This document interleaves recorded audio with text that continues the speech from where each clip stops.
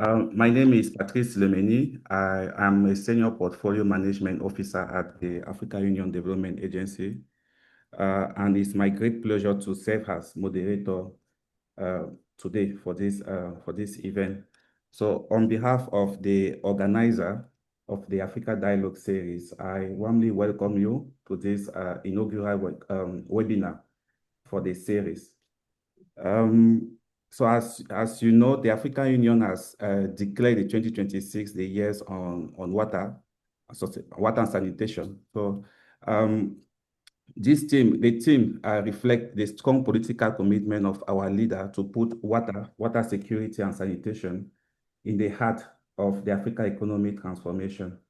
So this webinar will take place under the broader banner of the ADS 2026, the Water and Sanitation for Life.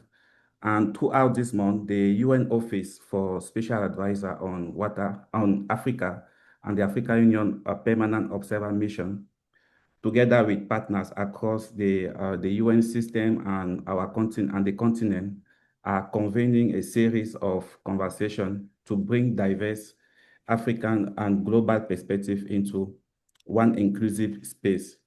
So our focus today for this team is under the sub-team 1, titled A Strategic Asset Management Approach to Africa Water Resources.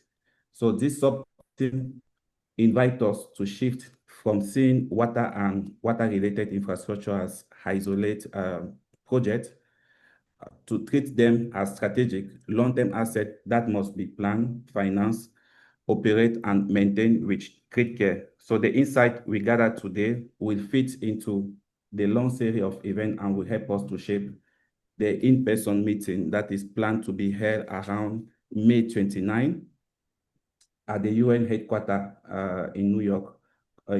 So I encourage you to keep that dialogue in mind and to keep it in your calendar. So to set the tone of our discussion, we are honored to have a distinguished group of leaders and experts who will share their perspective on how and why this agenda matter now and how we can accelerate the progress.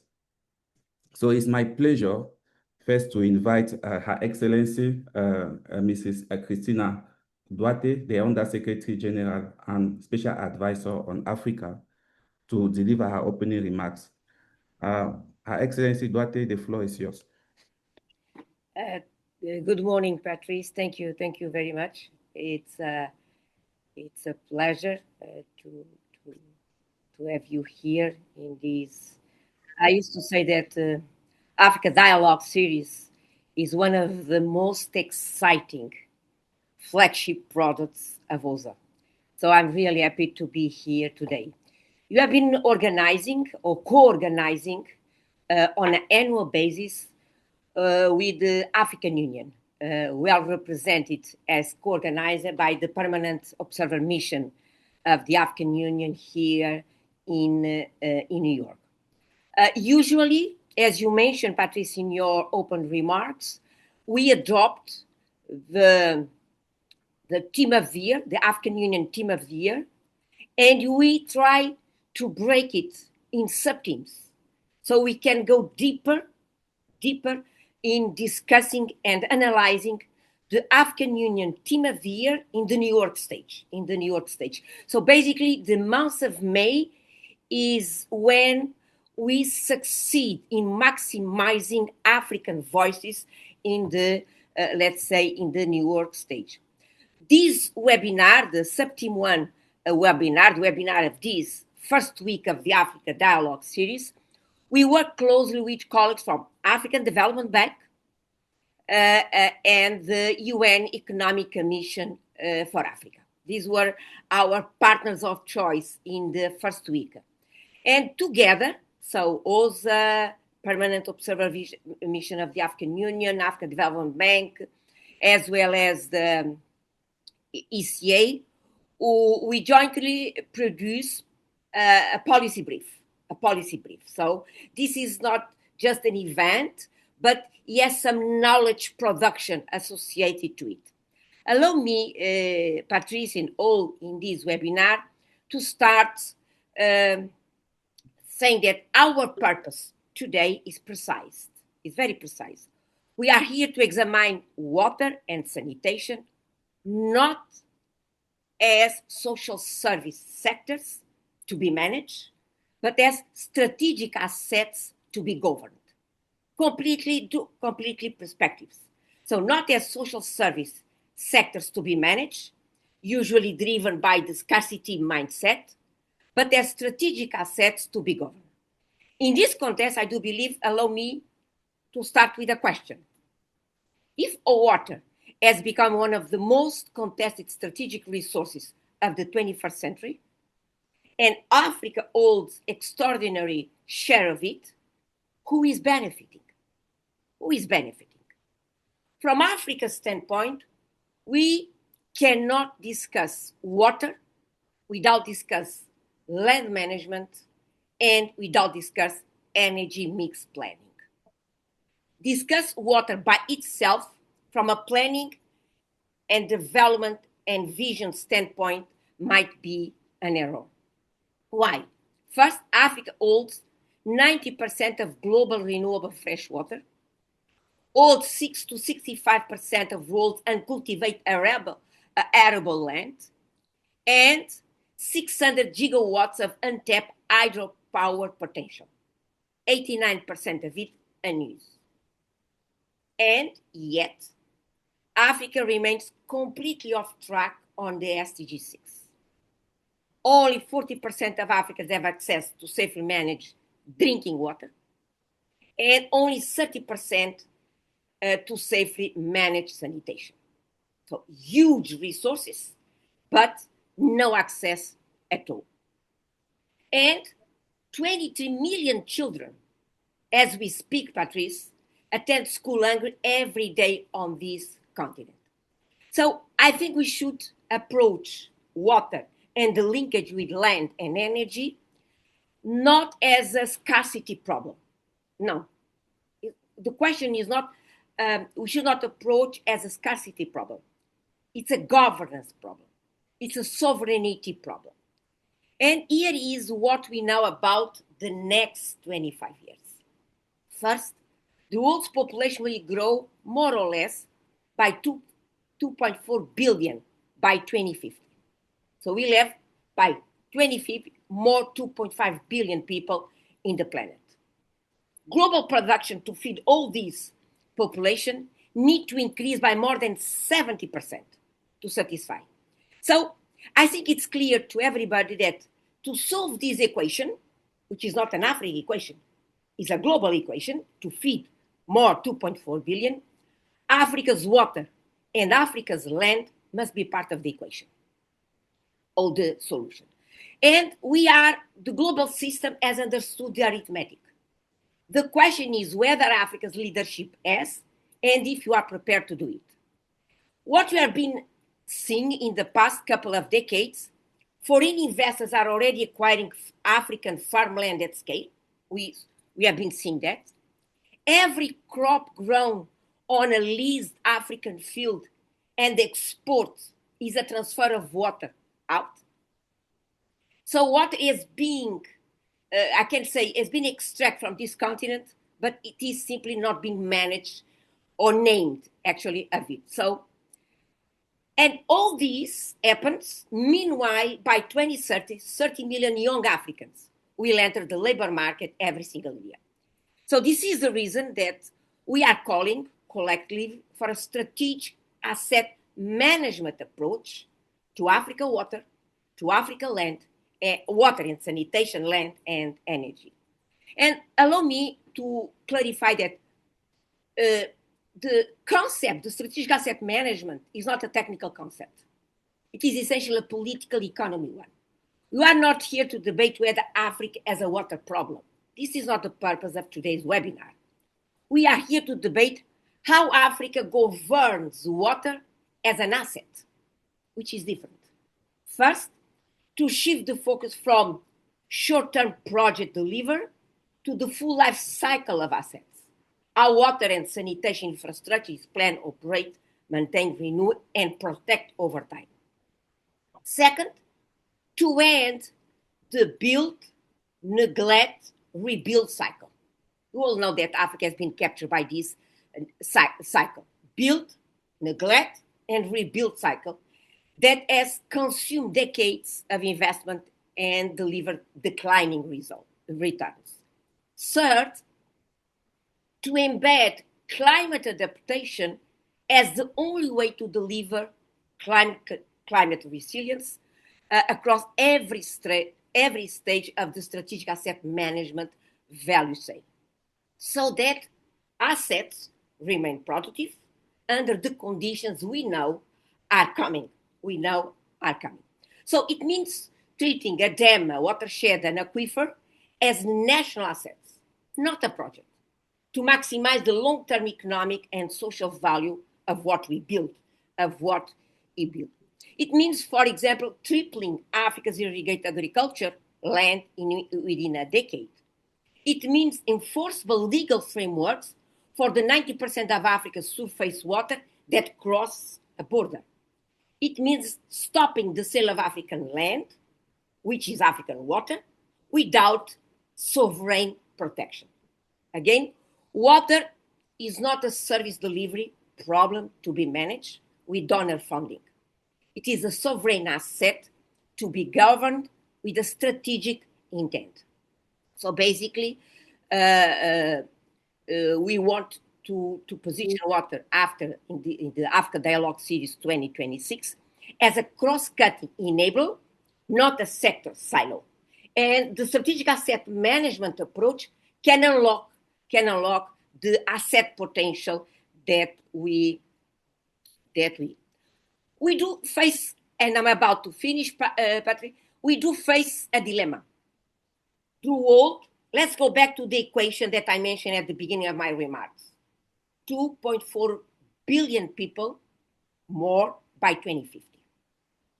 Africa must be part of the solution to feed the 70% additional that we need. So the world will develop Africa's water. It's no longer an option. The world will develop Africa's water because Africa must be in the equation of feeding the world's population. This is sure. The only question that matters is whether it happens in Africa's way or in someone else. So I look forward to our discussion today, and I warmly invite you to join us in person at UN HQ on 29th of May at the Africa Dialogue Series High-Level Policy Dialogue, where we'll issue a call to action to accelerate progress on these matters. Today, we choose our way. Thank you, Patrice. Back to you.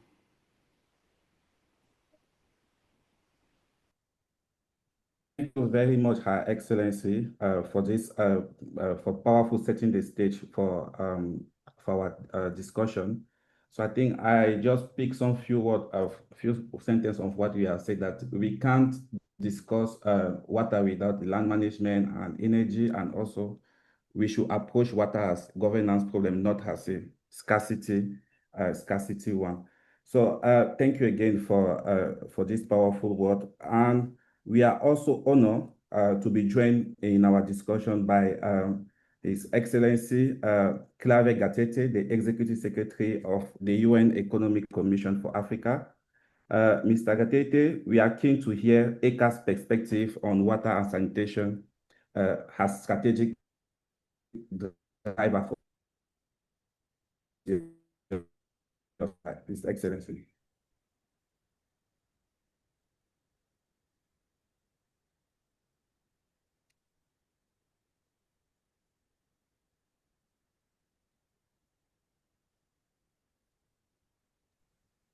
Excellency, you're muted. USG Gatete, your microphone is muted, sir.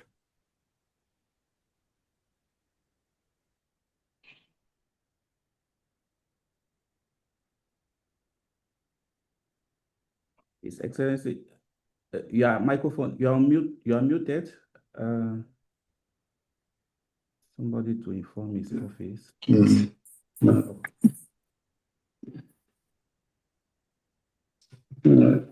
Yeah,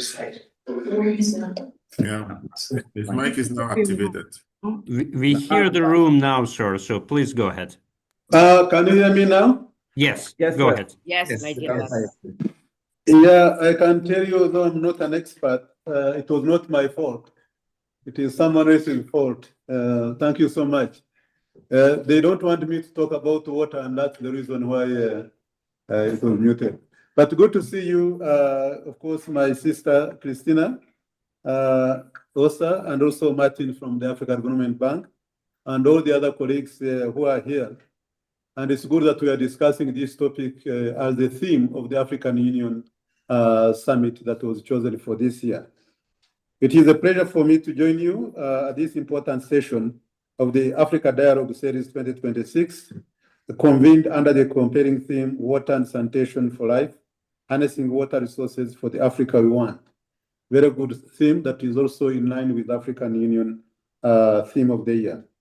I would like to express my sincere appreciation to Ms. Christina Duarte and the Office of the Special Advisor on Africa for their leadership in convening this important dialogue. I also wish to express my appreciation to our partners, including the African Union, the African Development Bank, and the United Nations system for their continued collaboration in advancing this critical agenda. Excellencies, we convene at the moment when uncertainty has become a defining feature of the global landscape. And I don't need to elaborate on this. Across the world today, we are witnessing interlocking crises from climate volatility and geopolitical fragmentation to tightening financial conditions and rising inequalities which are placing increasing strain on economies. The foundations of sustainable development are under stress, and the gap between commitments and implementation continues to widen.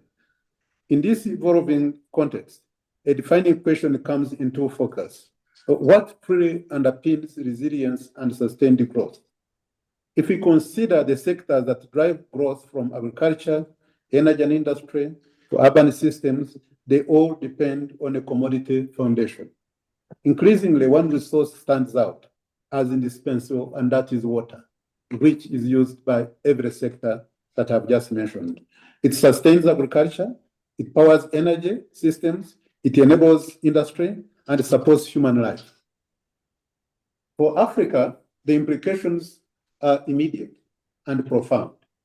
Today, while approximately 68% of the people in sub-Saharan Africa have access to basic drinking water, only 30% benefit from safely managed sanitation.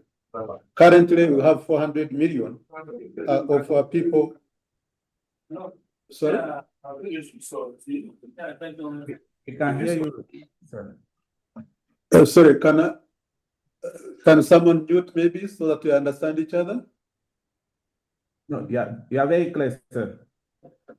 Oh, thank you very much. I said today, while approximately 68% of people in sub-Saharan Africa have access to basic drinking water, only about 30% benefit from safely managed sanitation. In other words, we have 400 million people who lack access to basic drinking water on the continent. And we have 700 million who remain without safely managed sanitation, which is very serious. This disparity translates into lost productivity, persistent health challenges, and constrained human development. And yet the continent's endowment, as mentioned by my sister, is quite immense. Only a small fraction of hydropower potential is utilized, for example. Agriculture remains largely rain-fed, leaving millions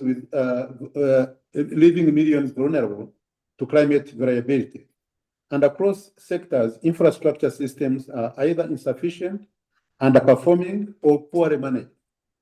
This points to a critical conclusion that the issue is not simply availability. As my sister Christina mentioned, it is how resources are managed. Therefore, the question we must ask ourselves is, why does a continent so richly endowed continue to face such a persistent gaps in access and reliability? Part of the answer lies in the long-standing structural challenges. For example, 3 out of 4 jobs in Africa are water dependent. However, poor water management continues to fuel inequality and instability. For instance, the Lake Chad Basin, declining water levels have contributed to economic disruption and social tensions. Similarly, during the Cape Town drought between 2015 and 2018, the city nearly reached day zero, exposing deep inequalities in access and resilience. These experiences demonstrate that water is far more than a resource. It is a determinant of stability, equity, and opportunity. Despite this, for too long, water has been treated primarily as a social service. That model is no longer fit for purpose.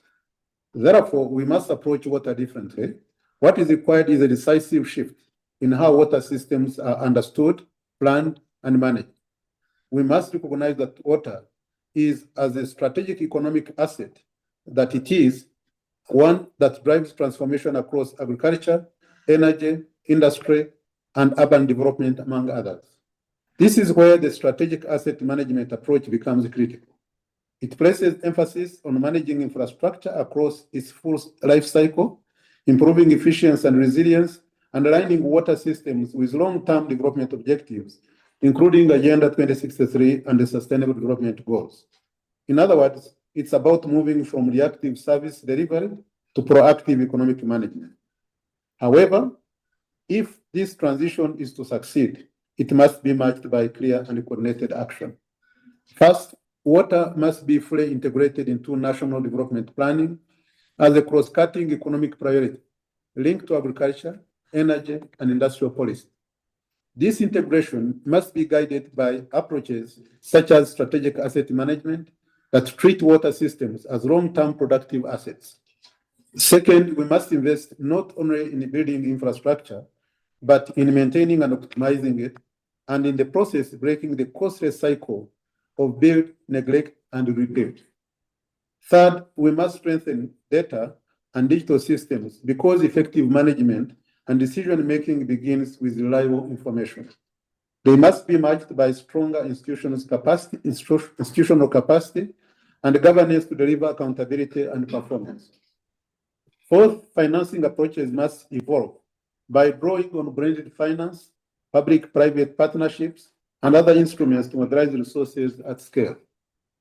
And fifth, we must deepen regional and transboundary cooperation, recognizing that Africa's water systems are shared and therefore require collective solutions. Ladies and gentlemen, this discussion goes beyond water infrastructure and services. It's about ensuring dignity, strengthening resilience, and expanding opportunity. Africa's water resources, if managed effectively, can support multiple dimensions of development from food systems and energy to industry, urban growth, and climate adaptation. What is required of us is not to identify new sources per se, but to manage existing ones with greater coherence, discipline, and foresight. And in this regard, the Economic Commission for Africa remains committed to supporting member states through evidence-based policy advice, capacity building, and partnerships that deliver measurable impact. I thank you very much for your kind attention.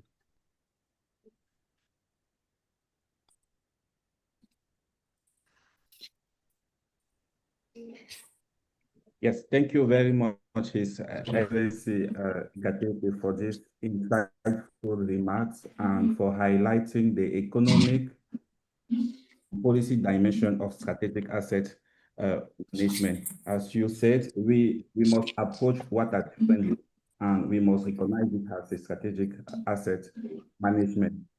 To complete our opening segment, I'm pleased to introduce Dr. Martin Fegene, who is the Vice President and the officer in charge for the Agriculture, Human and Social Development, the African Development Bank. Dr. Fegene, we look forward to your reflection, particularly for our investment and financing perspective. The floor is yours. Thank you very much, Patrice. Your Excellency, Christina Duarte, Your Excellency, and our good friend, Dr. Claver Gatete, distinguished participants, ladies and gentlemen, I bring you greetings from the African Development Bank Group based here in Abidjan, Côte d'Ivoire. I want to thank the United Nations Office of the Special Advisor on Africa, the African Union Permanent Observer Mission to the United Nations, the United Nations Economic Commission for Africa, and partners for bringing us all together today. I'm honored to join you in this special session on the African Dialogue series. Water is life. Wherever you find water, you find life. Across Africa, climate change, rapid urban growth, and conflicts are putting enormous pressure on our water and sanitation systems. Today's webinar, a strategic asset management approach to Africa's water and sanitation resources, may seem like a mouthful, but it's a critical issue to explore. Despite progress being made across the continent on water and sanitation, our challenges remain immense. It's estimated, as you heard Dr. Gatete mention, there are at least 400 million Africans who lack access to basic drinking water. About the same number, or even more, is estimated 800 million lack access to sanitation and hygiene services. At the same time, climate change is increasing droughts, floods, and extreme weather events. This means we must not only build more infrastructure, we must make sure that they are climate change resilient and must manage better what we build. This is a strategic asset management approach becomes so important. Strategic management means treating water infrastructure as a long-term national asset. It means planning, operating, maintaining, and renewing infrastructure based on a full life cycle approach. It means using data and evidence to guide decisions. What we do well is we must protect investments, reduce costs, and deliver reliable services for our people. Ladies and gentlemen, water is not just a sector, it's a foundation for development. Similarly to how energy is seen as critical for development, water also is critical for development because, as you've heard already from the UNECA Secretary, it supports agriculture, supports energy, it supports industry and cities. It also supports jobs, health, and food security. In a changing climate, water is at the heart of resilience. As we have seen, droughts and very arid conditions have devastated not just the livestock, but also the crop industry in many countries. What has been discussed today aligns very strongly with the African Development Bank priority that we call the 4 cardinal points. As a matter of fact, our 4th cardinal point is building climate resilient infrastructure across the continent. We are committed to doing this. In the last decade, the African Development Bank has invested $5.5 billion to improve access to water and sanitation services in to more than 105 million people. Our water strategy in the last 5 years approved 99 water and sanitation sector projects valued at $3.5 billion that will positively impact 26 million people across the continent. We do this because the bank believes climate resilient water systems are essential for Africa's future. We must design infrastructure that can withstand floods and droughts, and we must ensure that water systems can scale to deliver services to more Africans for decades to come. A strategic asset management approach helps us to achieve these goals. It encourages preventive maintenance instead of costly repairs. It supports smarter use of public resources and it strengthens public trust in water institutions. Strategic asset management also promotes cooperation. Many of Africa's water resources are shared. They lie and flow across national borders. Managing these shared resources together can strengthen regional integration, support agriculture and energy, and reduce the risk of climate shocks and also conflicts. At the African Development Bank, we are committed to facilitating the strategic asset management approach to Africa's water and sanitation resources. This year, the bank expects to invest around $1 billion in the water sector.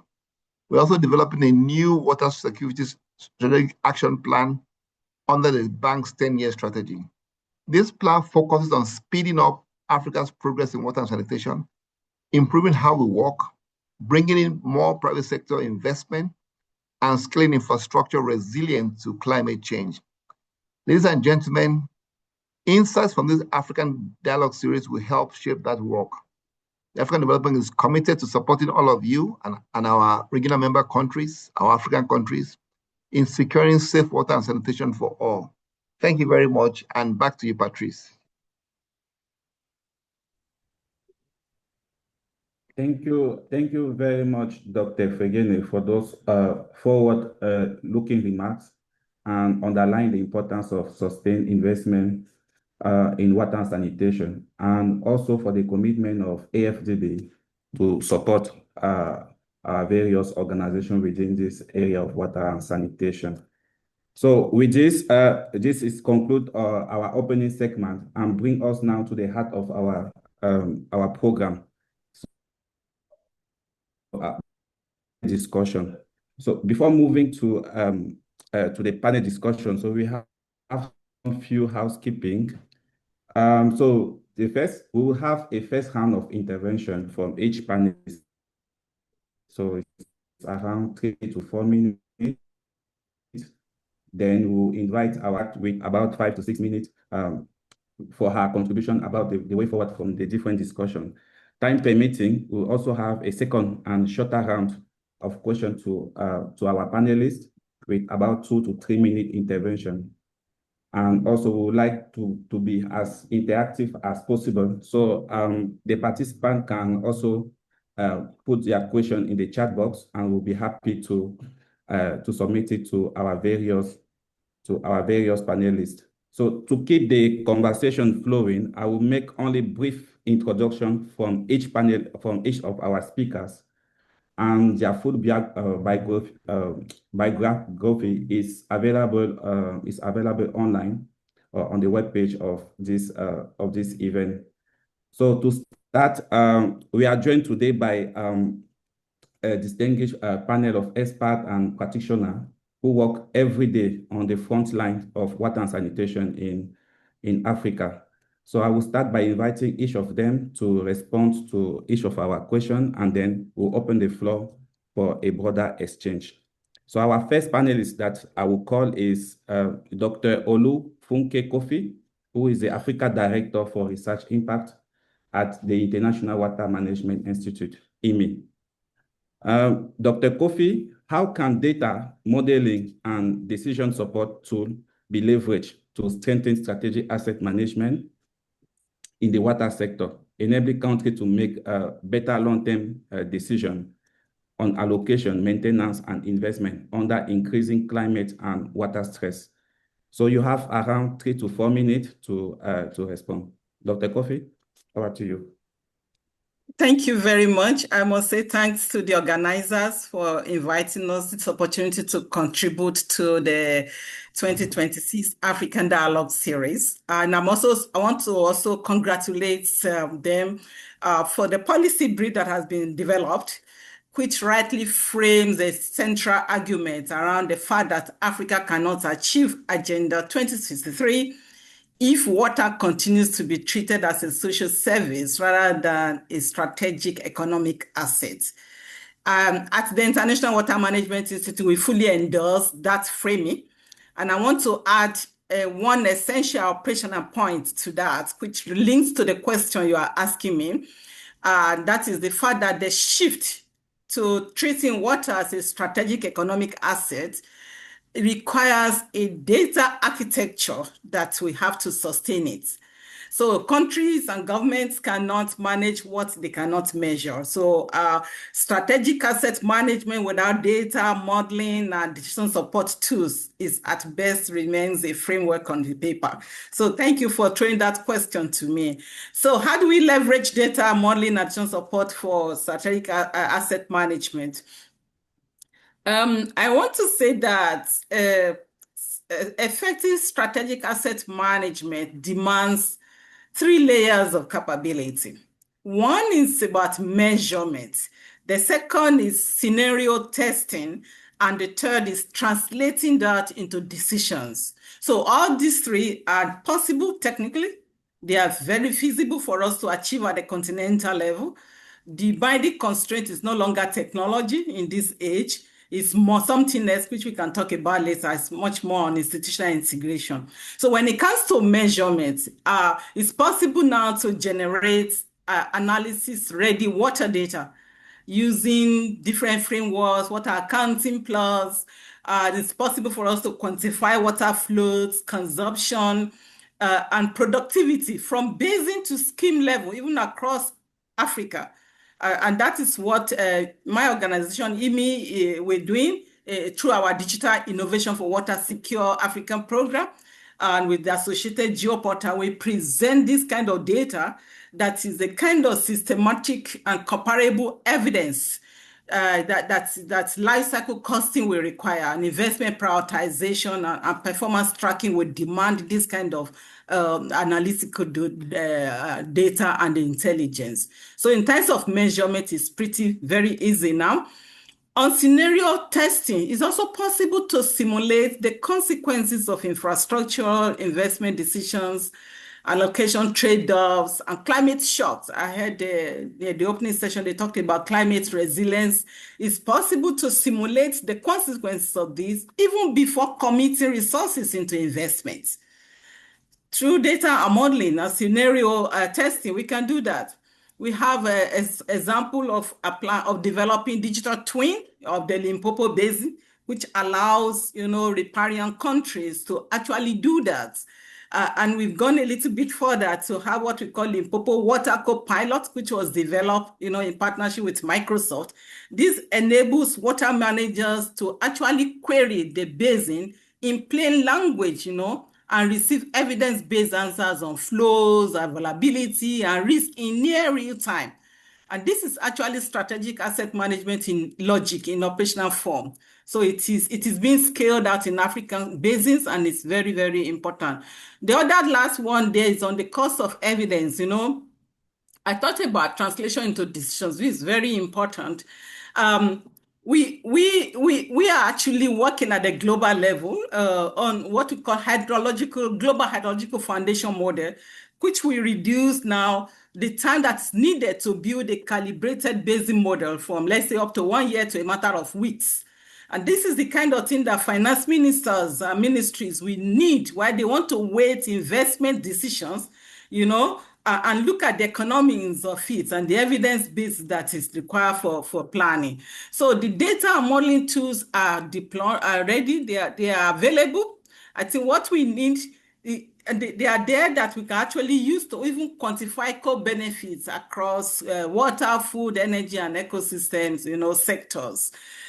So the long-term narrative about having water sector suffering from build, neglect, rehabilitate a cycle, that is long done. We can now use tools that from digital twins to open source asset tracking software that can precisely break that cycle and help the governments to move from, emergency repairs to, planned and structured cost-effective stewardship.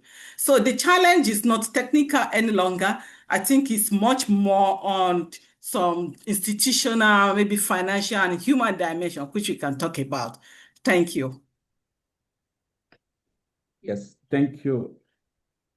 Yes, thank you very much, Dr. Kofi. As you say, the challenge is no longer technical. And thank you again for those practical insight on using data and analysis to inform better asset management decision. So we'll also invite our next panelist, who is Mr. Hyacinthe Banseka, who is a technical director at the Lake Chad Basin Commission. Mr. Basenka, given the importance of transboundary rivers and lake basin to water security in Africa, and the need for cooperation between member states sharing this basin, how can treating water as a strategic asset help to strengthen cooperation and ensure water security? So you also have around 3 to 4 minutes. Thank you. Okay. Yeah, thank you, Patrice, for this question. And permit me to start by thanking the African Development Bank and specifically the Department of Water Development and Sanitation and the United Nations Office of the Special Advisor on Africa for inviting me to speak on this webinar and on this very important theme. And I also join Dr. Kofi to congratulate the team for this beautiful policy brief that has been published. I would say, I'll take from what we hear a lot, that investing in water is good business. I think that's the way you could see water as a strategic asset. But I'll go further to say that understanding the importance of sustaining investments in water is even better business. And I think the best is when you understand that investing in transboundary water resources management is very useful. I think this topic rings to us at the transboundary level because we'll address it from I'll address this topic from two angles, because when you consider water as a strategic asset, especially member states or countries, water becomes something they manage deliberately and cooperatively. It doesn't, because it's no longer ad hoc as the opening remarks mentioned. Treating water as a strategic asset means we look at how we can encourage shared responsibility and promote diplomacy over the management of water. When multiple countries, from our experience at the transboundary level, depend on the same water resource, just like in the Lake Chad Basin, treating the water as strategic would first of all push them to create joint agreements. And that is what for us in the Lake Chad Basin we call the Four-Lamy Convention, which established the Lake Chad Basin Commission. For all the other basins, they have these agreements that establish them. But going further, you have to develop other binding agreements that would permit you to manage that water responsibly. And this is what you normally see. You will see in most river basins we call the Water Charter. So most river basins have what they call the Water Charter, which is a legally binding document which complements the agreement that establishes the commissions or the basin organizations, and also lays down the principles on how they function. And I'll just want to focus on one or two principles, which I'll develop a bit further. Principle of equitable and reasonable utilization of water resources is one of the key principles that guides our daily work. Principles no harm principle, which is more of not causing significant harm. And also the importance of cooperation. Now, the importance of cooperation, where can you see this? I often say that the Lake Chad Basin Commission has a mandate that cuts across water management, environmental restoration, protection, and peace and security and regional integration. This is to tell you that the country saw the water resources of the Lake Basin as a strategic resource, which not only influences how the water itself is managed, but also how the environment is managed, and also how peace and security and stability in the basin is managed. If you look at the principles on which we manage, you look at one of the key is what Dr. Kofi alerted to, is the issue of data. One of the key to be able to have reasonable utilization and to be able to have equitable and reasonable utilization, you need data. And one of the key things that we do to support countries in terms of managing their water resources is that we try to generate data that can be shared. We try to keep a transparent database for them. So in the Lake Chad Basin Commission, we have what we call the Lake Chad Basin Information System. And that system is an information database with a water resource model, which we manage. Most of the recent comment we got from some of the users is that it serves like a one-stop shop for data in the basin. So we help the countries to be able to discuss by trying to build a database that would help them in terms of building trust and collaborating with each other. Because when you have good data, it builds trust and it helps to avoid damages. And this is what also it helps us to implement this principle they called no significant harm. You don't want to cause significant harm, but what does it mean? And this harm is not just to water resources, but really to the water resources investments that are downstream or upstream. So I think this is one of the core things we wanted to share. And then the second is the issue of prior notification. Now, one of the things, the key instruments we use in supporting our countries is prior notification in terms of investments. Before a country carries out an investment in the basin, develop any agriculture industry, there is an obligation to inform the others. So when you consider water as a strategic asset, especially as the transboundary level, I always say that it is important to recognize that you don't have absolute sovereignty over the space, over the water resources on your territory. You have limited sovereignty. You have to discuss with others to be able to manage both the water and the investments related to water in that space.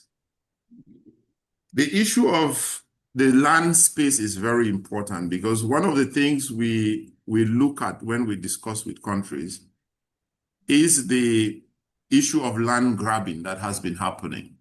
Now, when people are looking for land to invest on, are they really looking only for land? Or is there look at that virtual water, this concept that was developed by Professor John Allen, who won the prize for the Stockholm Water Prize in 2008 on virtual water. Now, it's important to consider this in our economic decisions because somebody coming to look for land is not only looking for land. If the person is looking for land to do a particular type of cropping, take him to another area where the plant needs less water, where there is less water and the plant he wants to do needs a lot of water, he will never go there. So we have to see behind the land, behind the industry, the importance of water in driving these investments. So I will stop there with these 2 points, Patrice, and thank you very much. We'll be ready to contribute further. Thank you. Yes, thank you. Thank you very much, Hyacinthe, for highlighting the role of cooperation and the basin level thinking in managing water as a shared strategic asset, and also to emphasize on the role of the data to be able to achieve our objective.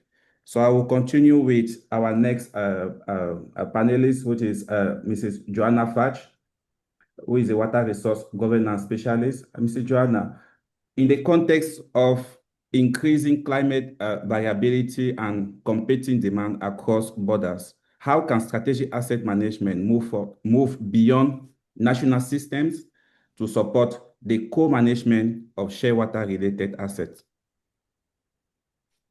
Thank you very much, Patrice. And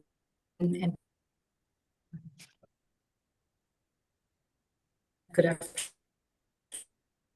I think it's everyone, and thank you to the organizers for inviting me.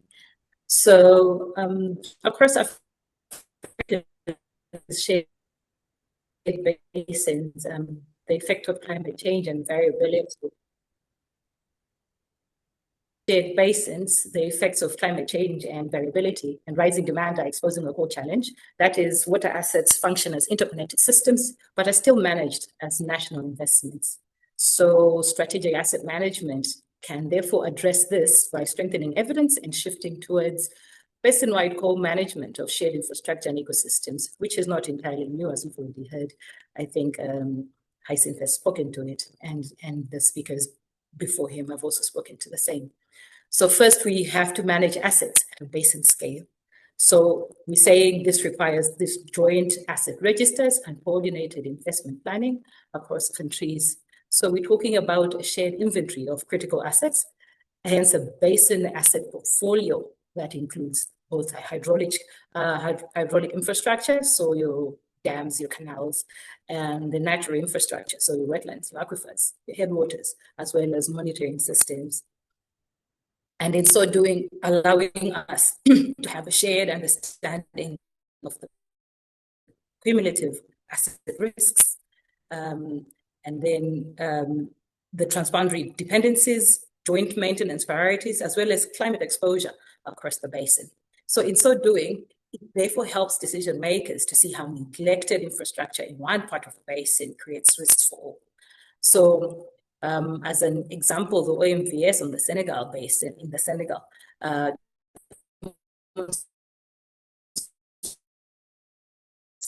we have member states that co-own and co-manage hydraulic infrastructure, sharing costs, benefits across hydropower, irrigation, and flood control. This has strengthened resilience to drought and improved livelihoods across the basin. We must shift from ownership to shared services and emphasizing benefits. So focus should be on basin-wide services. And I think, again, Hyacinth has spoken to that, be they water storage, energy, ecosystems regulation, for example, rather than national control. So therefore, we're promoting cooperative development and shared socioeconomic benefits that accrue to all riparian states, and even in most cases, one sees even within the Southern Africa region, for example, outside of the base. And then third, we're talking about strategic asset management must be embedded in institutions that enable coordination and accountability. RBOs, or river-based organizations, or shared water course institutions in their different forms must move beyond coordination to shaping standards. They on the auditing executions are critical to reducing tensions and enabling joint infrastructure management under increasing pressure. So maybe two enablers. So the first one being integration or integrated cross-sectoral planning. Some basins have such platforms, others do not, but this become key if you're looking at it in terms of managing basins and bringing together assets from across different countries. So aligning water, energy, agriculture, and ecosystems, for example, thereby developing multi-sector planning tools to help in assessing trade-offs among hydropower, agriculture, and fisheries, for instance. And then sustainable financing and benefit sharing mechanisms. This has been alluded to also before from remarks from the African Development Bank or UNECA itself, which reduce free riding and ensure long-term asset maintenance. So these practical steps enable strategic asset management to shift from protecting national infrastructure to supporting collective basin resilience and cooperative water security. So finally, strategic asset management must be underpinned by a shift in how water is valued. So the Bellagio principles on valuing water emphasize managing water according to its full economic, social, and environmental value. This strengthens investment decisions, supports natural infrastructure, and improves equity and transparency in transboundary contests. So valuing water underpins ambitions for water secure and climate resilient Africa with safe sanitation policy. In essence, really, strategy managing national assets to stewarding shared basin systems anchored in joint institutions, shared benefits, and a fuller valuation of water. Thank you. Thank you very much, Joanna, for shedding the light on the governance and coordination dimension of strategic asset management. Our next panelist is Dr. Najib Bateganya. Sorry if I'm not spelling it well. He's a Deputy Director for Water, Sanitation, and Hygiene at the Bill and Melinda Gates Foundation. Dr. Najib, urban water and sanitation services rely on expensive and long-lasting physical infrastructure. So from your perspective at the Gates Foundation, what does a sound enabling environment look like for managing these assets strategically so that services are reliable, inclusive, and sustainable? Thank you. Dr. Najib, over to you.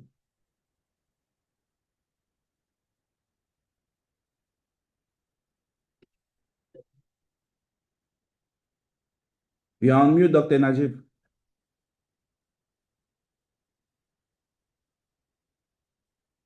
Even now, we can't hear you. Utku, can you hear Najib? No, the voice doesn't carry. Najib? Could we try again unmuting? Because it looks as if it's unmuted, but we don't hear.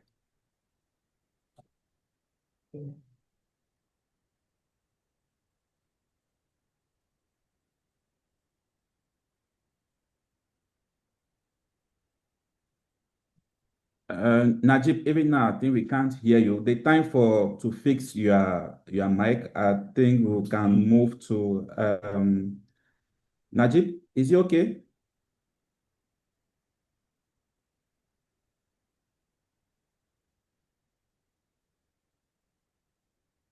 Najib?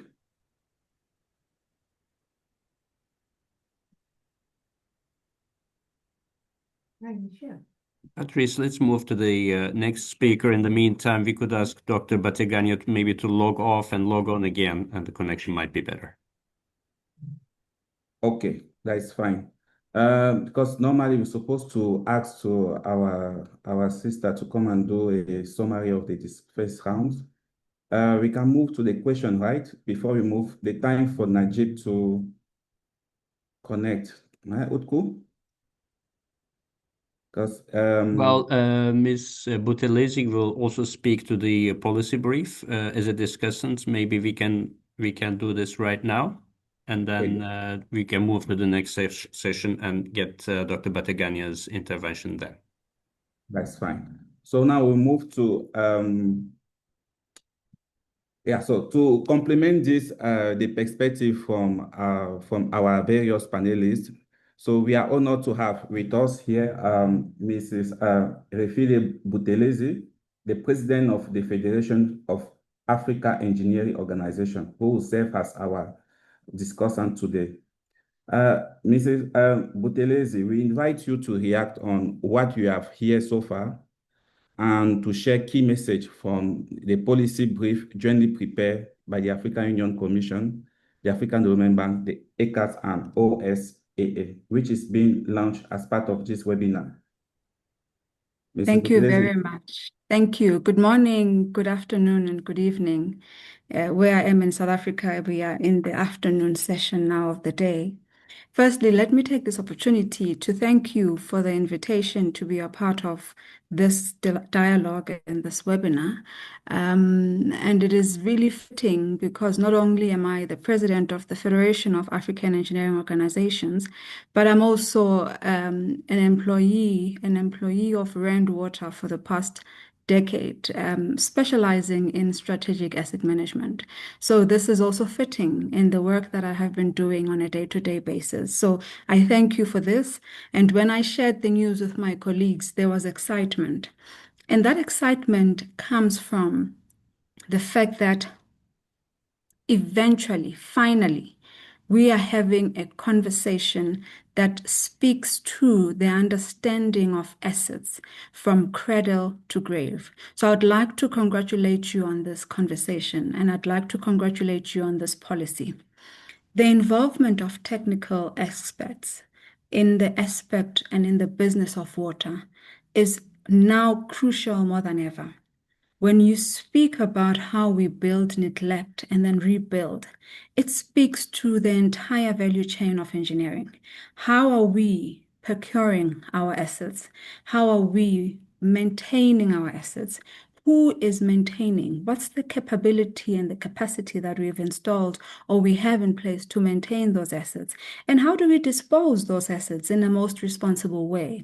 So this conversation is really fitting in the work that we do on a day-to-day basis. And from an engineering point of view, we could not welcome it any further.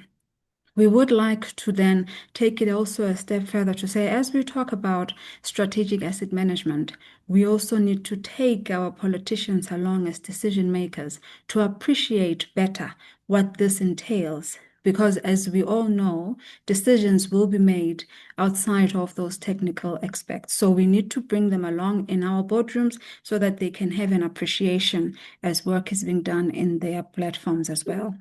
So when you talk about the 5 frameworks, And I've unpacked and I've looked at all these 5 frameworks, and I must say we support them, we agree with you, and we'd also like to augment where we can. Now, when we look at the first one, embedding asset management in national planning and economic development, 100%. We have to start adopting a cradle-to-grave perspective.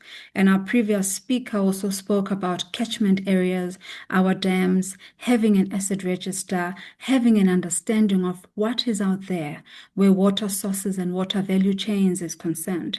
But then over and above that, understanding the assets that you have to operate, to run, and to maintain these plants that allow us at the end of the day from abstraction all the way to distribution, so that we can then ensure that we operate and our mandate is fulfilled as serving our societies with water. So we fully understand that. What we would like to add is the understanding of climate change. How do we leverage our technology on the aspect that we are facing climate change disasters? So we will find flooding where ordinarily there is no flooding. Our catchment areas will be now, seeing different patterns that ordinarily we would not have seen. So what do we do in our agility to ensure that, yes, we do have climate change disasters, but we will get catchment areas that we normally would not have. We will have flooding. How do we then take advantage of that in the areas where we are seeing those aspects, so that we can then have either you have modularized treatment plants where ordinarily you wouldn't have, but we are still taking advantage of those aspects. When we talk about the second pathway, strengthening asset level data in digital systems and monitoring, we have to do that. We have to take opportunity of technology today. We have to start using Internet of Things. We have to start having machine-to-machine learning. We have to start putting in sensors for information that we want, but we also, most importantly, need to appreciate that we can have as much information as we possibly can receive out there. Sensors are endless. We've got sensors for infrastructure management of reservoir levels now. We've got sensors that tell you the integrity of the structure itself. We've got sensors that measure pump pressure, etc. What's important is what another speaker spoke about, translating all that data into information that enables decisions to be made. So what other systems, data analytics, are you then going to incorporate in this value chain of data, asset data, to enable decisions to be made at the end of the day? If you have data, but you don't know what you want to know, you are still at the same position that you were, but just with big data volumes in your service. So having an appreciation of what information would enable us to make the right decisions would definitely go a long way in assisting. And this would also be information that assists us with funding when we go seek funding. It will also be information that helps us change treatment regimes. We can no longer stick to one regime of treating water. We need to be agile. Look for low-cost solutions. Look for solutions that will enable us in the rural areas versus those in the urban areas.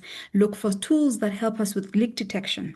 In South Africa, we have a huge number and a problem of leak detection, and we are starting to utilize certain technologies to help us with those. So that is another way that we can certainly improve on the work that needs to be done with the pathway.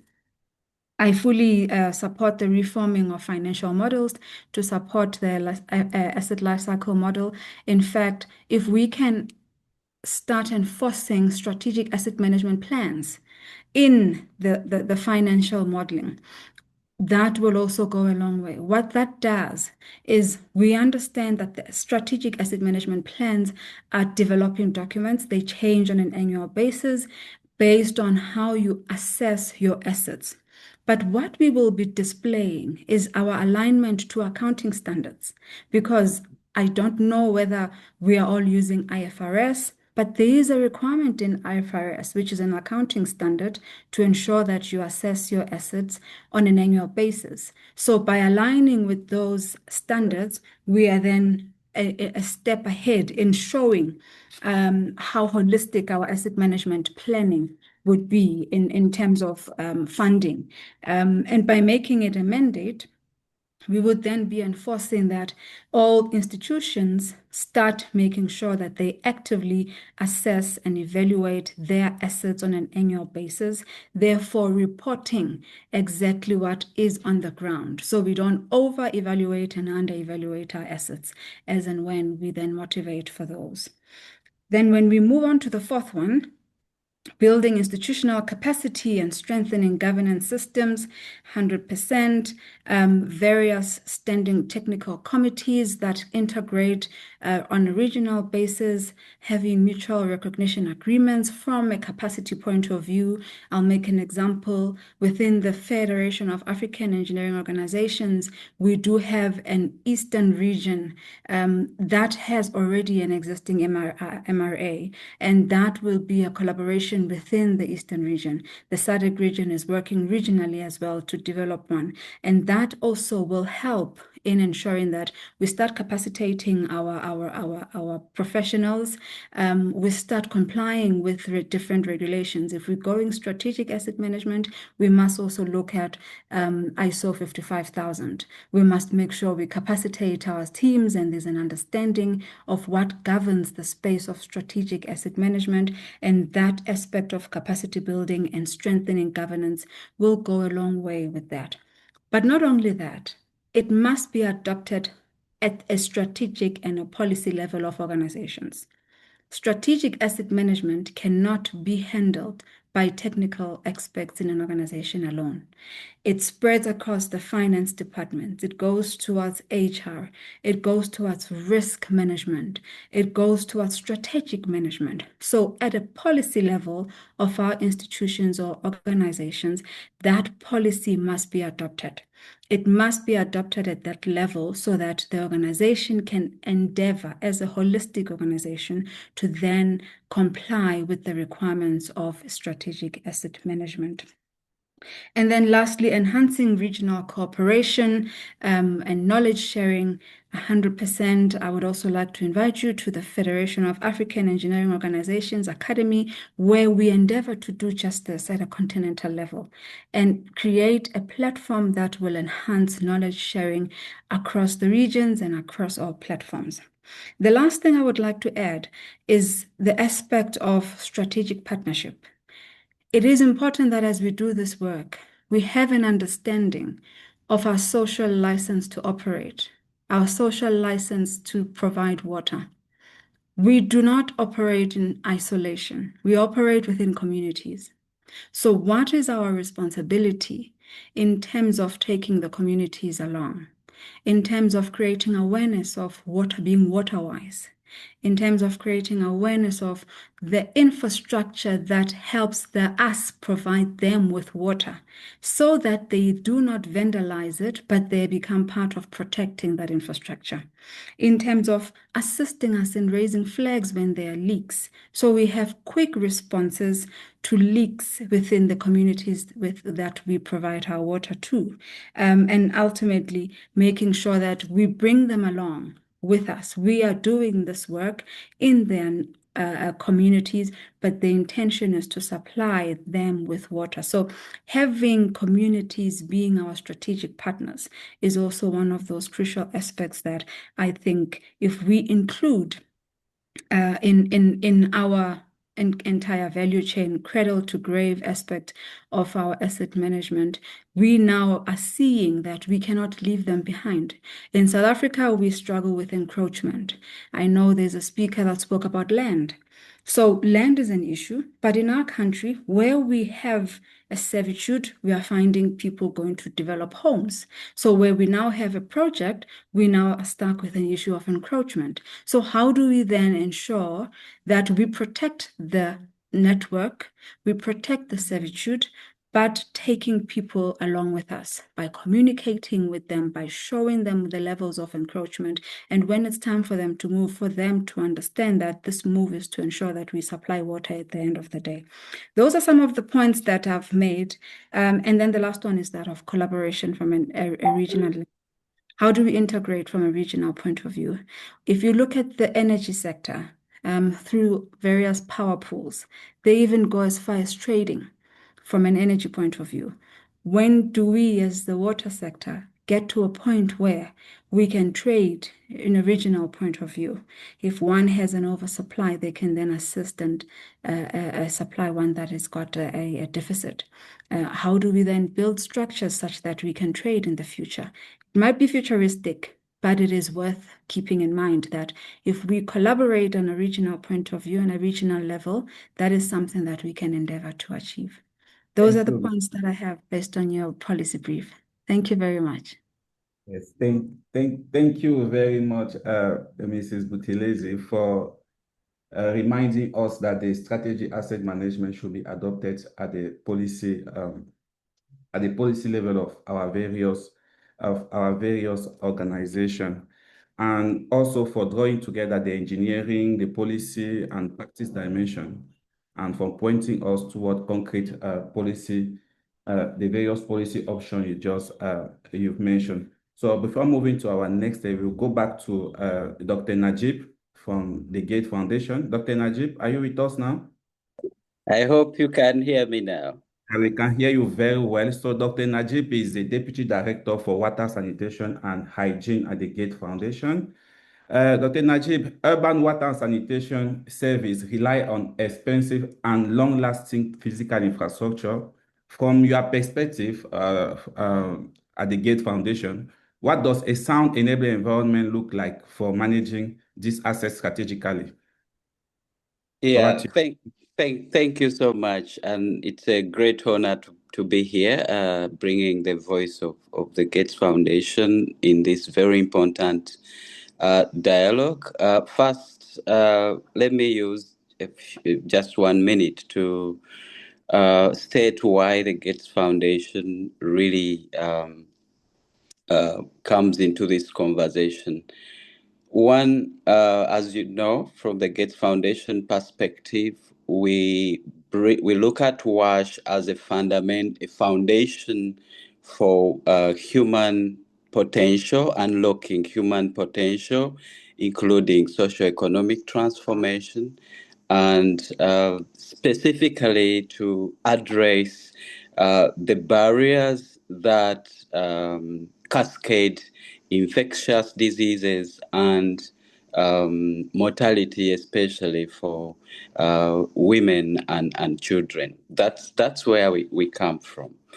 As you may have noted from all this conversation, one peculiar issue we are missing, fundamentally missing, and that continuously concerns many, is sanitation. I know we talk about urban water supply and sanitation, we talk about water security, but the element of sanitation, wastewater treatment, human waste management, and drainage and associated risks to public health, to climate resilience, to water security are not really addressed. So I think most of the issues have been addressed by the panelists, and I will just address a couple of things for this audience today. One, I think it is fundamentally important, for example, in the urban space, when we are talking about urban water and supply, to start thinking about, besides supplying water, how do we deal with the wastewater? And that is critical for us. Are we able to expand sewer networks across our cities? Probably, if you look at the statistics, this coverage of sewer networks is less than 20% across the continent. What happens to the residents and our people who do not have access to a sewer network? So, in this conversation, I want to raise the integration of sanitation in water security on the water agenda. Why? Sanitation and wastewater management is going to fundamentally shift our water security approach, where we look at not simply supplying water and delivering wastewater back to the environment that pollutes our sources, that pollutes groundwater, that creates public health crisis, but manage it well. Are we able to look at a combination of solutions for both seaward infrastructure and solutions that deliver on-site off-grid sanitation solutions which operate efficiently, eliminate pathogens, remove pollutants, but are also able to offer dignity to our people? Everyone probably on this call is able to flush a toilet. There are millions and millions and millions of Africans out there who do not have that privilege. So starting at that point, that's where we've been working with a couple of our partners across Asia and Africa as well to elevate the sanitation agenda in the water conversation.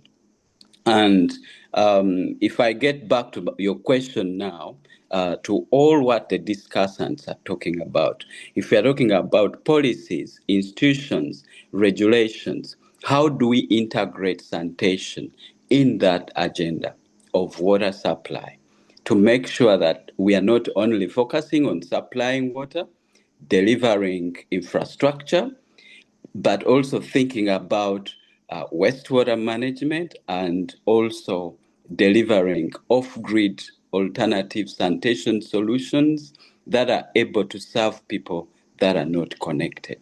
So accountability driven through inclusive policies, institutional arrangements, regulations that ensure that sanitation is integrated. The other part is the equity element. The equity element, I think, is self-explanatory.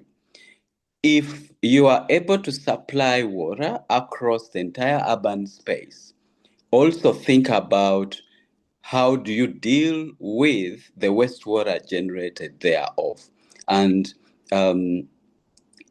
making sure that the technology bit, the data, the service delivery and service outcomes also address those that are not connected.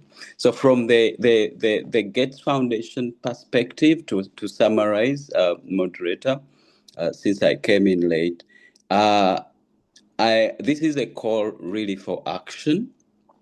As we think about the water agenda, let us think about how we integrate safely managed sanitation. And I think one speaker already highlighted that figure. Only 30% of the people in Africa have safely managed sanitation, access to safely managed sanitation. How can we leapfrog that and very fast, not decades later, but in a few years? I want to applaud some of the partners that we've been working with that are bringing and supporting governments, first of all, to structure policies, institutional support and regulations that are going to make that work. The other part is also making sure that besides talking about policy, institution, and regulation, we can accompany that with inclusive finance. That doesn't only focus on water supply, but also brings sanitation into the picture.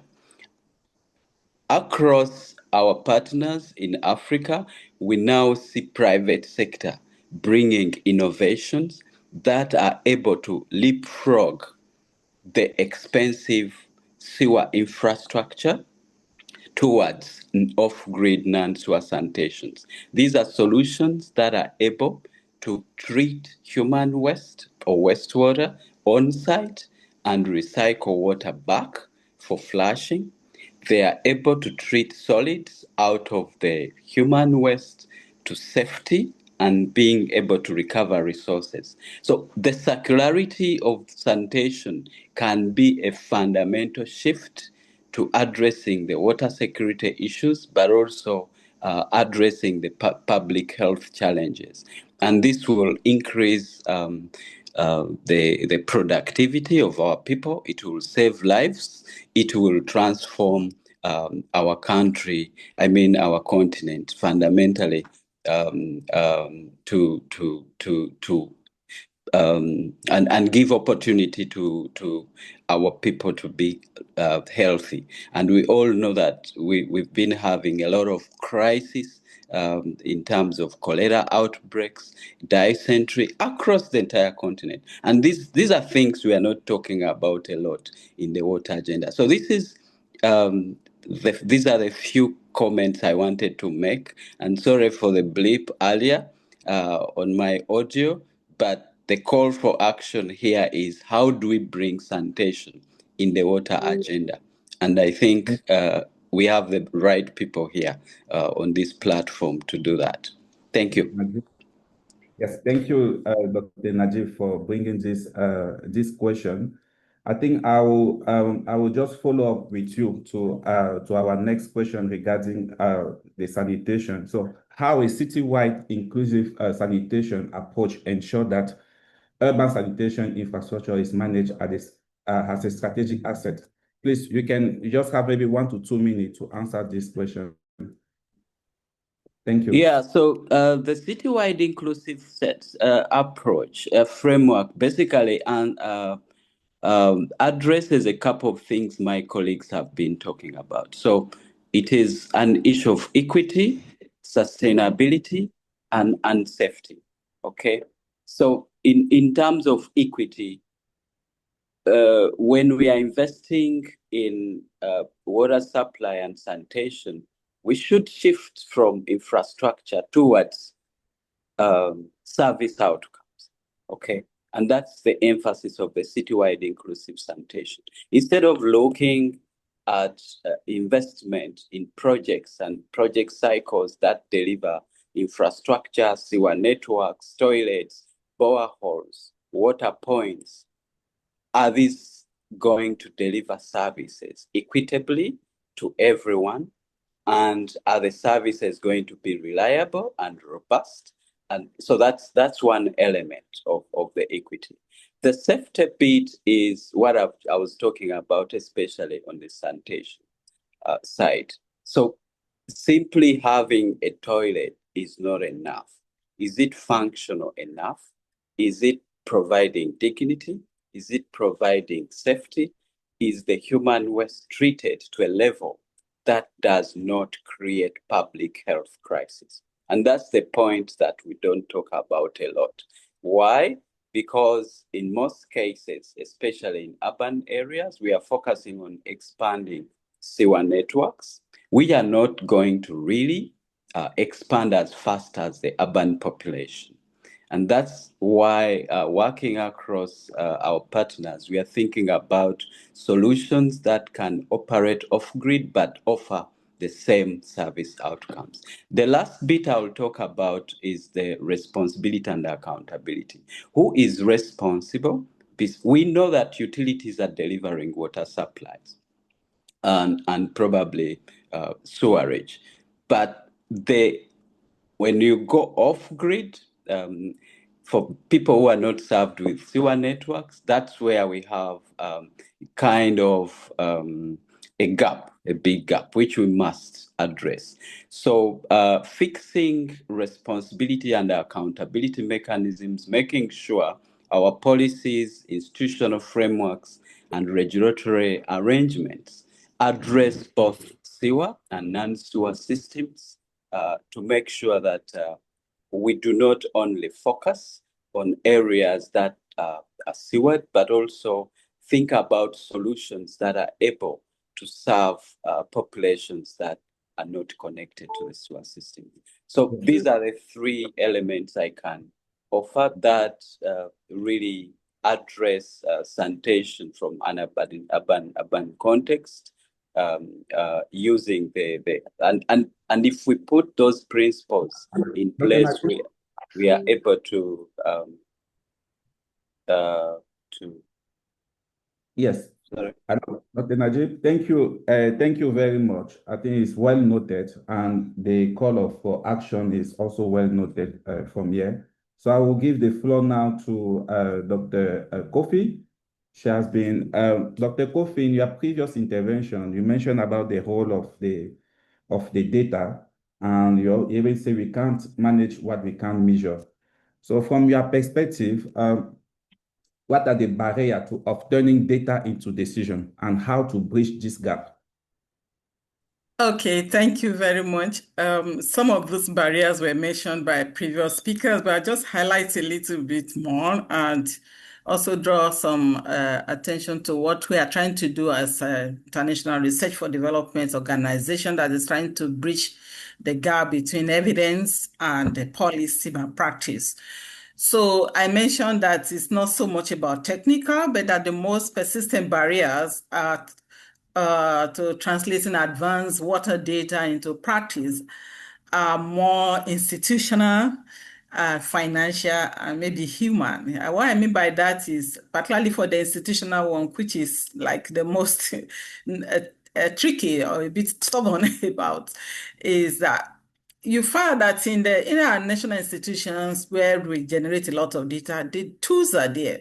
The data may be available, but they are not well embedded, in the planning and budget cycles of the ministry. So it's like data is generated, at least where it is produced, the decisions are made elsewhere. So there is no link.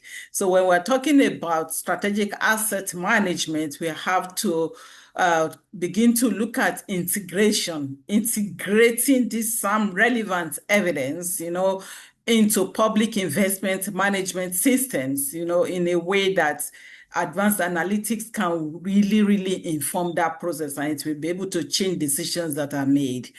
That is one. Another point is more that is very critical is capacity asymmetry. Let me put it that way. That is professionals who can actually interpret system level models and data system are concentrated in certain locations, let's say in the capital cities, whereas the most consequential asset management decisions, about local irrigation schemes, for example, or about small reservoirs, some dams or community water points, they are made at district and maybe basin level, often without access to such analytical support.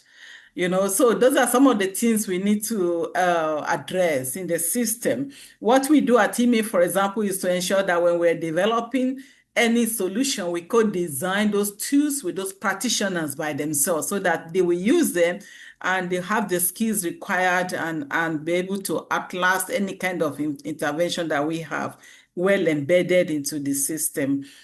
I think a third barrier, which is that these days many countries have access to data, particularly Earth observation data, but there's no usable intelligence. One thing is to have Earth observation data, another one is to have intelligence, the analytics to be able to use that.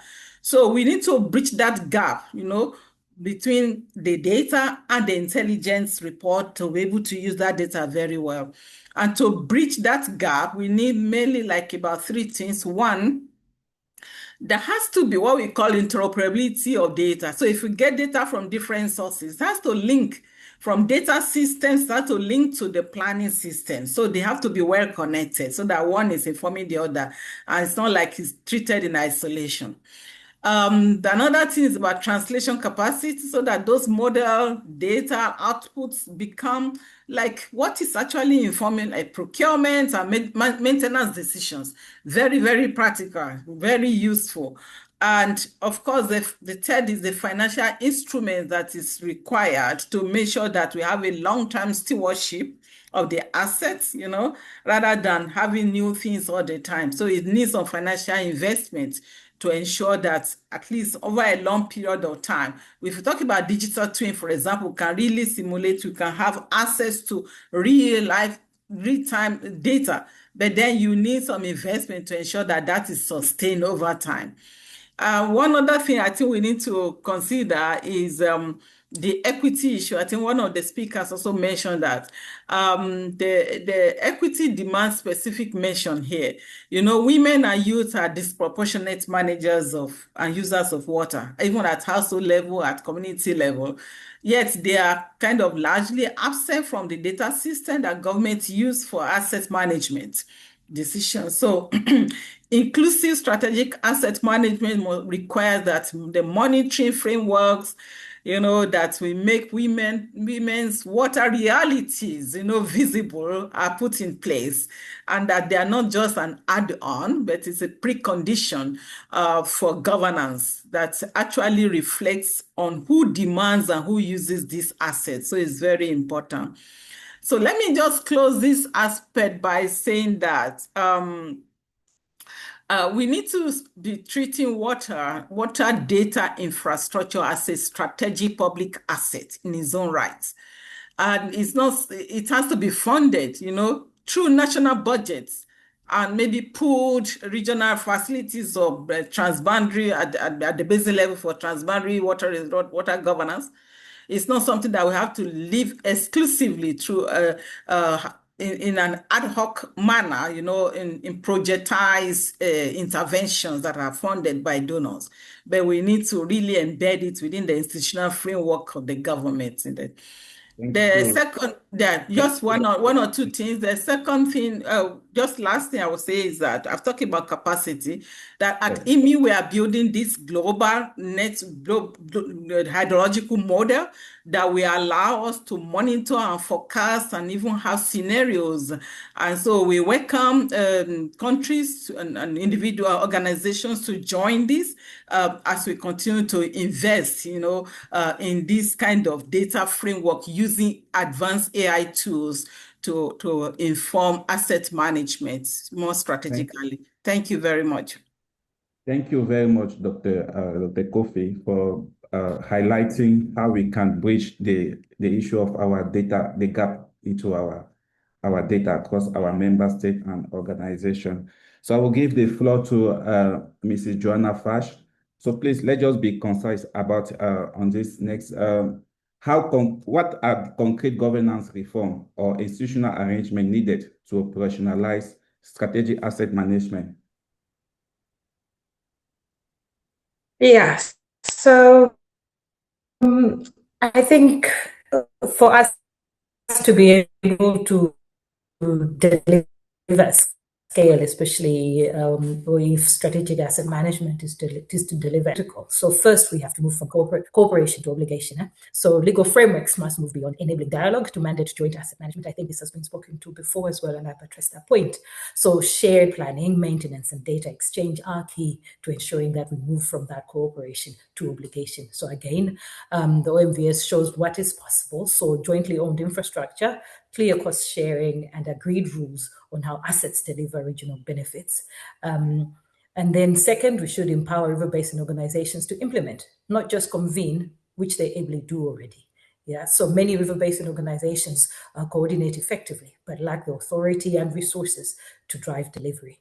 So to operationalize strategic asset management, they must be able to maintain basin-wide asset registers and enforce standards and guide investment decisions. So the orange, again, and the Lesotho-Botswana water transfer project, for example, illustrates both progress and the gap when implementation power is limited. And then third, we should integrate across sectors, not just across boundaries. So water assets serve energy, agriculture, ecosystems, and cities simultaneously. And I think we've had the interventions on both water supply and sanitation from Dr. Najib, for example. Yet decisions are made in silos. So we need formal cross-sector platforms with these interests plan and operate shared assets together so that hydropower, for example, irrigation and environmental flows are optimized, not traded off in isolation. And then the fourth one is secure, predictable long-term financing. So too often we invest in building assets, not in maintaining them. That has been said before as well, and jointly finance also for natural infrastructure so that systems remain functional under increasing climate stress. So enablers trust. So shared data, which is comprehensive, thorough, and reliable, is key to support joint risk management and accountability.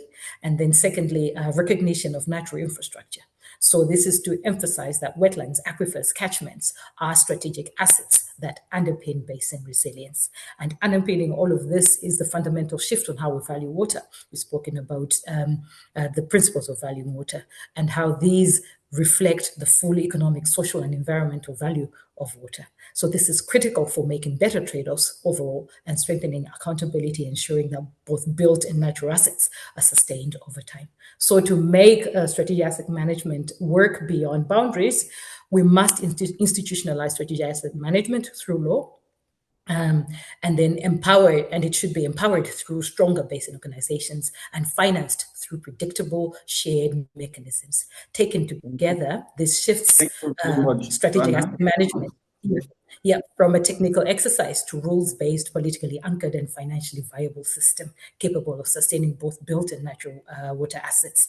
So that is what shifts asset management, strategic asset management from a national function to a tool for collective water security and long-term basin and, dare I say, regional resilience. Thanks. Yes. Can you hear me? Thank you very much. Yes, I can hear you very well. Yeah, thank you, Joanna, for bringing this. So I'll now give the floor to Hyacinthe from the Lake Chad Basin. Mr. Hyacinthe, which governance or institutional mechanisms at basin level are needed to operationalize water strategic asset and prevention conflict? So just give maybe in 1 minute your perspective regarding this question, please. So before we move to the Q&A on the chat box. Yeah, no, thank you, Patrick. And just to support what the other speakers have said, I think Joanna and Kofi have mentioned. I'll just highlight two things. One is the key issue of agreements that create these joint planning, joint management institutions we call basin. What is the role of these institutions? Principally, from what we see as basin organizations, there's a huge issue of capacity building. You know, when you bring the Lake Chad Basin Commission, we are 62 years old now, but we have had 71 Council of Ministers meetings, which means, and Council of Ministers in the commissions or in our organizations are preceded by expert meetings. So experts from member states, at least 3 experts per country, meet 3 days before the ministers come. So we have been making our countries to meet and discuss at least 71 times. And this cannot really appreciate more the importance of this for peace and stability in the space. This helps the countries to talk among themselves, discuss and resolve their issues. This convening power that Joanna mentioned. But we see that in this convening, because that's not only the time they meet, we do a lot of capacity building and a lot of policy and strategic documents, validation meetings or discussion meetings. So which means that there is a lot of capacity building that happens in terms of how countries manage their resources as a strategic resource. And that means we generate a small ecosystem of transboundary or strategic water resources management experts in the countries over the years as we progress. The second thing is that these institutions build a lot of trust. They create a lot of trust building atmosphere among the countries because the experts meet, discuss, share a lot of information, which might not be that official, but they share a lot of information and work among themselves, even in ways that we don't see. Now, one of the big things we realize, which I think we should be able to highlight in terms of going forward with strategic asset management in Africa, is that yes, the basin of institutions, these agreements exist. They are binding agreements, legally binding, like the Water Charter documents. But now, what are the tools, the mechanisms for enforcing when somebody fails? The enforcement is not in the hands of the basin organizations. And sometimes the enforcement mechanisms don't exist. In Central Africa, like the Lake Chad Basin Commission, we are covered by ECAS and ECOWAS. ECAS has a court, ECOWAS has a court. But now the basin does not have. So how do you go about enforcement if a country defaults? I think this is one area that I think they must need to, at the transboundary level, there need to be some reflection on how we handle this. The last point I want to say is the issue of data. Yes, we work a lot on data, as I said, but the biggest weakness we have seen in terms of asset management is hydrological data.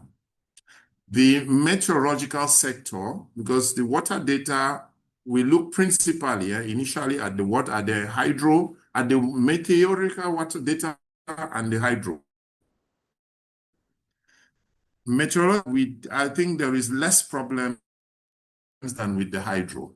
So Yes. there is a lot of importance in considering the hydrological institutions in the countries as key institutions for as a strategic asset, because they are in charge of monitoring the flows in the river and monitoring, and that can help in terms of decision making on these assets. So thank you. We hope that this has provided some clarity on how transboundary basin organizations we are struggling with this concept of strategic asset management. Thank you. Yes, thank you, Yasin, for bringing this perspective. I think it's very clear. I think this brings us now to the conclusion of our panel discussion. For the question and answer, I think we'll continue the conversation into our chat box or the different the link that I can share to all the participants. Unfortunately, given the time, we could not take some questions that we have received. So we'll move now to. So let me first warmly thank you all the panelists for and the discussants for the rich contribution, and all of you for your engagement. So to close today's webinar, we are honored to be joined by His Excellency Ambassador Mohamed Idris, Permanent Observer of the African Union, the United Nations. Your Excellency, the floor is yours for your closing remarks. Thank you. Thank you so much, my dear brother. Good morning, good afternoon. I realize that this discussion really needs more time because it is very rich and very stimulating indeed. Really, let me thank everyone on this platform and thank all excellencies, distinguished panelists, sisters and brothers, ladies and gentlemen. As we, of course, now welcome to the month of May. That May means the Africa Day and the Africa theme, which this ADS is addressing, and also means this enjoying the ADS and the important sessions and important discussions which really it brings to us during this month of May.